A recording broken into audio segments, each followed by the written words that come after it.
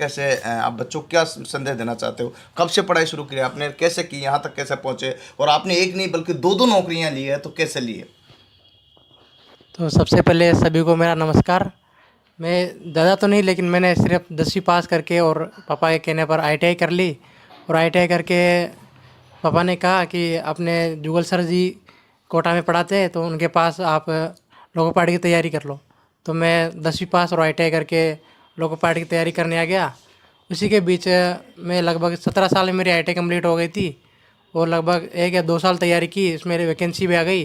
तो लगभग 19 साल की उम्र में लगभग टेक्नीशियन और लोको पाइलट दोनों वैकेंसियाँ अलग अलग आई थी, और दोनों वैकेंसियाँ सर की कृपा से निकल भी गई।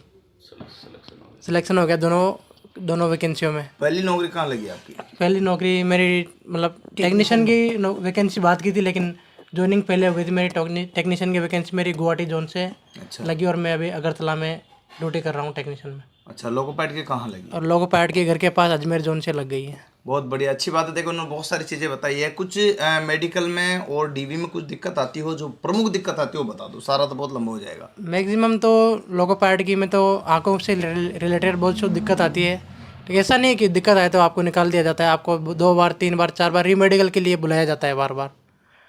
तो इसमें ज़्यादा दिक्कत तो किसी में मेडिकल में तो आती नहीं है, लेकिन आंखों से अगर आप ठीक ठाक है तो मेडिकल की दिक्कत लेने की ज़रूरत नहीं है। मेरा तो एक बार में हो गया था।